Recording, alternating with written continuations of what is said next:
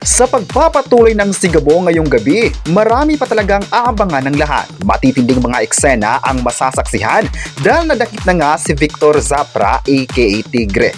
Habang nagsaya ang lahat sa pagkahuli nito, ay iba naman ang nararamdaman ni Gabo dahil hindi niya nagawa ang misyon. Ayon pa ni Tigre, hindi raw alam ng lahat kung sino ang pinapangga nila, lalong-lalo na si Sam na nakahuli sa kanya. Ang malaking twist nito ay si Tigre ang anak ng isang business tycoon na kaibigan rin ni Ricardo. Hindi magiging proud si Ricardo kay Sam dahil malaki ang utang na loob niya sa ama ni Tigre. May mga nakaraan kasi ang pamilya ng dalawa kaya hindi magiging kalaban ng mga ito.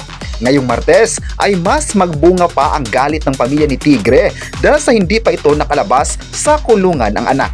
Habang si Tigre naman ay inip na sa loob at nangakong maghiganti sa mga taong nanghuli sa kanya. Pero si Sam naman ay ipinaglaban ng kanyang katarungan sa pagkakadakip ng isang malaking sindikatong tao.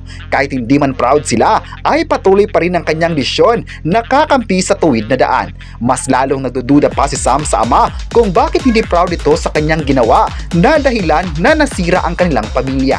Pati ang kapatid nito na nasa pulisya ay nagalit na rin sa kanya dahil hindi talaga makikinig si Sam sa hiling na huwag na sanang makikialam sa transaksyon na ito.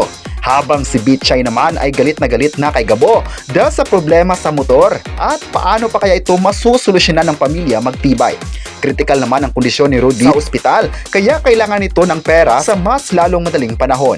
Dahil nga walang choice si Gabo, papasukin na naman ito ang misyon na makatulong sa kanyang ama.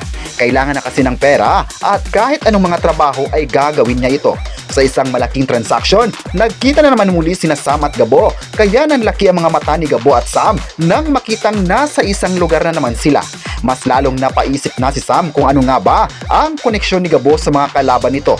Ang gusto din ni Sam ay malaman kung kalaban or kakampi ba si Gabo sa kanila. Pero nangingibabaw pa rin ang galit ni Sam kay Gabo dahil nangingalam ito sa kanilang transaksyon. Ang hindi nila alam, pareho lang sila ng pinaglalaban. Ano pa kaya ang magiging rason ni Ricardo sa kanyang pamilya lalo pat hindi talaga makikinig si Sam sa hiling nito. Nasa katarungan naman si Sam kaya ganun na lang ang kanyang pangangatwiran.